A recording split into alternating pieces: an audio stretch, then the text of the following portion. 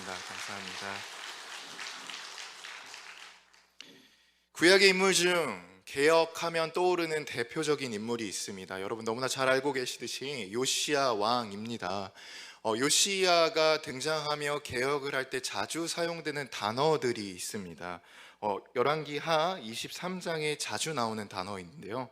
패했다, 불살았다, 빻았다, 깨뜨렸다. 요시야가 개혁을 생각했을 때 어느 정도의 심정을 갖고 개혁을 진행했는지 알 수 있는 단어들입니다. 요시야가 개혁을 진행했을 때 그 영향력은 정말 실로 대단했습니다. 단순히 남유다 안에서만 변화를 시킨 것이 아니라 솔로몬 왕 때부터 이어져 왔던 악한 습관들, 미리 멸망은 했지만 북이스라엘부터 내려왔던 우상들, 그 모든 잔재들을 뿌리 뽑았습니다. 그래서 하나님께서 요시야 왕을 평가하실 때 2절 이렇게 평가하십니다. 좌우로 치우치지 아니한 자.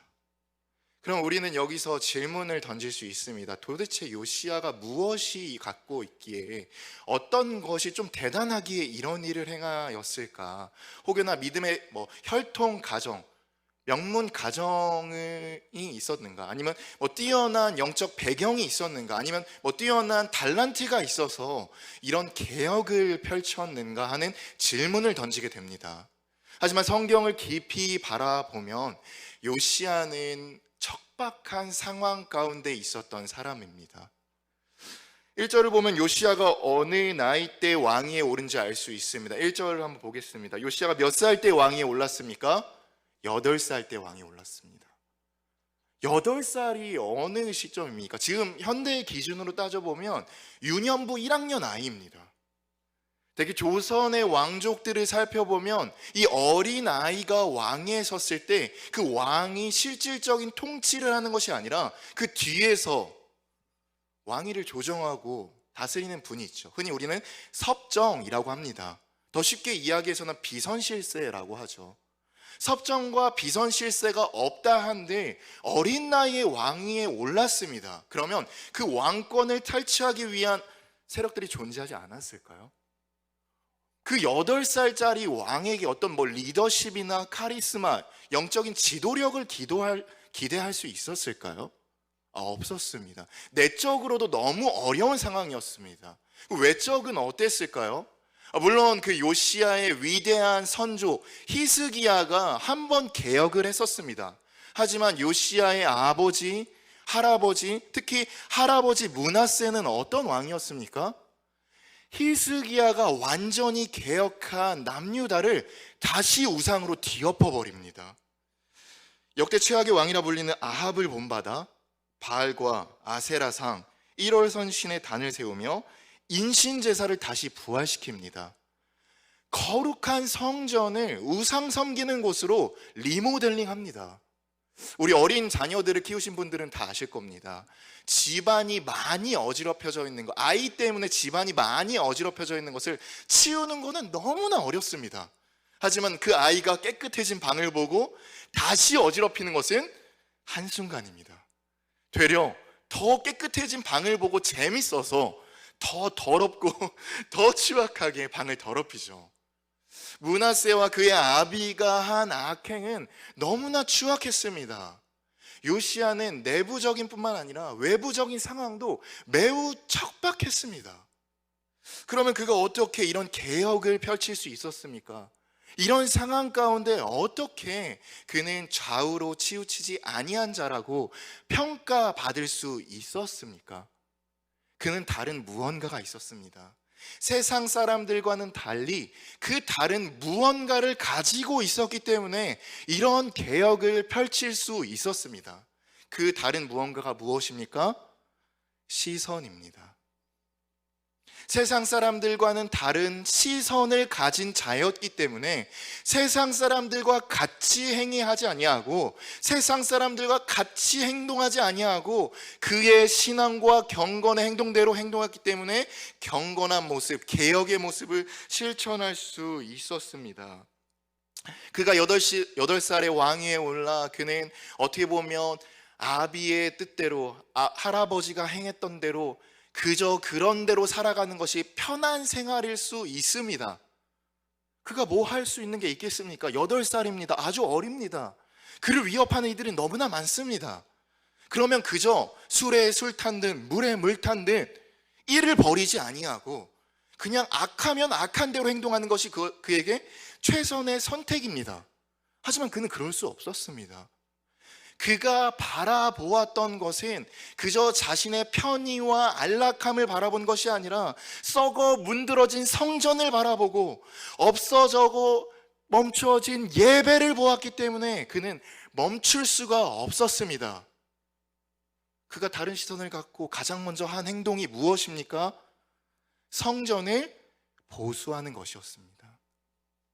교회를 회복시키고 멈추어진 제사와 예배를 다시 회복시키면서 그가 개혁의 첫 단추를 꿰고 있는 것입니다.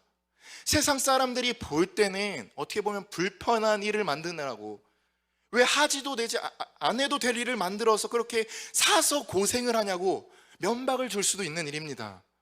하지만 그는 다른 시선을 갖고 있었기 때문에 개혁을 멈출 수 없었습니다. 그의 개혁은 여기서 끝나지 않습니다. 성전을 보수하면서 율법책을 발견합니다. 지금으로 따지면 말씀이죠.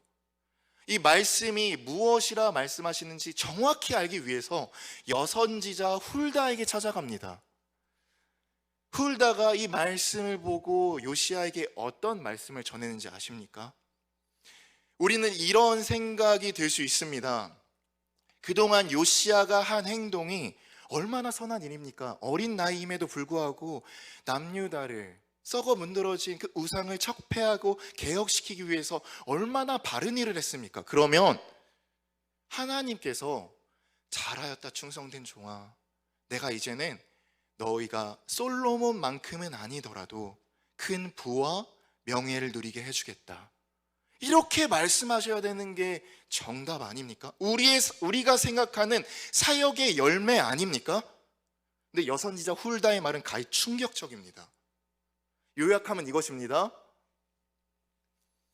너희 남유다는 반드시 멸망할 것이야. 다만 내가 너 요시야만큼은 구원해 주마. 이 말을 들었을 때 요시야의 심정은 어떠했겠습니까? 제가 한번 요시야의 심정이 돼서 그 하나님의 말씀을 묵상해 봤습니다. 한마디로 말해서 맥이 빠집니다. 지금까지 어린 나이임에도 불구하고 악한 영적 상황임에도 불구하고 정말 하나님의 말씀을 순종하며 실천하고 개혁하기 위해서 열과 성의를 다합니다. 자신의 전부를 바칩니다. 근데 하나님께서 뭐라고 말씀하십니까? 변화는 없을 거야. 회복되진 않을 거야. 남유다는 망할 거야. 그럼 여기서 인간적인 마음으로 어떤 마음이 들겠습니까? 개혁을 멈추고 싶지 않겠습니까? 하던 일을 멈추고 나만은 구원해 주신다 말씀하셨으니 그저 그냥 나 혼자 신앙생활 잘 하면서 살아가는 것이 어떻게 보면 상식적 아닙니까? 하지만 요시야는 다른 시선을 가졌습니다. 나의 뜻대로 되지 않는다 한들, 내가 생각했던 성령의 열매, 사역의 열매가 맺혀지지 않는다 한들, 그가 개혁을 어떻게 했다고 말했습니까? 완전히, 완벽히, 철저하게 개혁을 합니다. 그 하나의 잔재도 남기지 않도록 철저하게 깨부수고 가루로 만들어 이방 나라로 다 추방시킵니다. 왜 그랬습니까? 그가 남다른 시선을 갖고 있었기 때문입니다. 그가 바라본 것은 무엇입니까? 하나님의 선하심이죠. 비록 내 생각대로 되지 않는다 한들, 분명 하나님께서 이 남유다를 멸망시킨다 한들 반드시 하나님께서 이루실 일은 그 멸망에서 끝나는 것이 아니라 반드시 형통한 길, 선한 길로 인도해 주시리라는 확신이 있었기 때문에 그 개혁의 길을 멈추지 않았던 것입니다. 하나님께서 우리에게 던지는 메시지가 무엇입니까? 우리는 이번 주일 그 메시지, 그 말씀을 붙들고 세상에 나아갑니다. 우리는 신앙의 위인들을 보고 때로는 선택적인 박탈감 때문에 그 위인들은 어떻게 보면 우리와 다른 사람일 것 같다는 생각 때문에 쉽게 개혁이 뭡니까? 좌우로 치우치지는 것조차 어려운 일입니다. 하지만 우리는 위협과 내부적인 그런 상황에도 불구하고 끝까지 개혁을 하며 하나님의 말씀을 순종할 수 있는 그 원동력이 무엇입니까? 우리에게는 남다른 시선이 있습니다. 우리에게는 우리의 생각을 초월하여서 반드시 선한 길로 인도해 주실 하나님의 선하심을 바라보고 있습니다. 세상의 어떤 위협과 고난과 시련에도 우리가 멈출 수 없는 이유가 무엇입니까? 우리 앞에서 일하시고 역사하시는 하나님의 일하심 때문에 우리가 멈추지 않는 것 아닙니까? 제 친구 중에 흑인 친구가 있습니다. 아프리카 친구인데 그 친구가 한 10년 전에 한국 땅에 와서 유학을 왔습니다. 지금에서야 흑인에 대한 인종차별에 대한 문제가 많이 개선되었다 하는데 그 10년 전에는 너무나 심각했습니다. 그 친구가 자취방을 구하러 여러 동네를 다니면서 들었던 말을 보면 너무나 끔찍합니다. 그 친구한테 어떻게 이야기하냐면 집주인이 부정탄다고, 더럽다고, 냄새난다고, 가라고, 다신 발도 붙이지 말고 떠나가라고. 그 친구가 그 말을 저에게 해주었을 때 저는 너무나 감정이입이 돼서 분개한 나머지 그렇게 말한 사람 누구냐고, 내가 찾아가서 대신 따져줄 거라고, 누구냐고, 빨리 데려가자고 이렇게 말했던 기억이 있습니다. 근데 그것보다 더 충격적인 것은 그 친구의 답변입니다. 얼마나 자존심이 상합니까? 더군다나 이 한국에 온 이유가 자신의 성공과 성취를 위해서 온 것이 아니라 선교적인 마음으로 왔습니다. 교육학을 잘 배워서 본국으로 돌아가서 기독 대안학교를 설립하고자 하는 위대한 꿈을 갖고 왔습니다. 근데 이 땅에 와서 듣는 소리가 그런 차별적인 발언들과 수모와 온갖 안 좋은 더러운 소식들을 듣는데 얼마나 기분이 상합니까? 분내서 서로 따질 수도 있지만 그 친구는 어떻게 이야기한 줄 아십니까?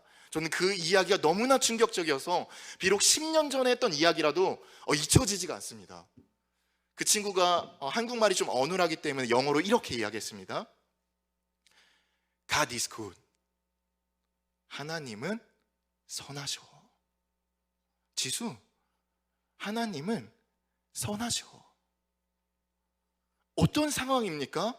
그 친구가 어떤 성취나 목적을 이루어서 이런 이야기를 하는 것입니까?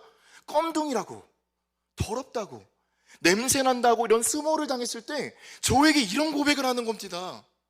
지수, God is good. 하나님은 선하셔. 내가 비록 이런 수모를 당한다 한들 하나님께서 선한 길로 인도해 주실 텐데 왜 화를 내는 거야? 우리 하나님 믿고 전진하자, 나아가자. 놀라운 건 뭔지 아십니까? 그 친구를 안 지 한 10년 정도 시간이 됐는데 그 친구는 한결같았습니다. 얼마나 많은 불평등과 차별과 고통과 수모가 있겠습니까?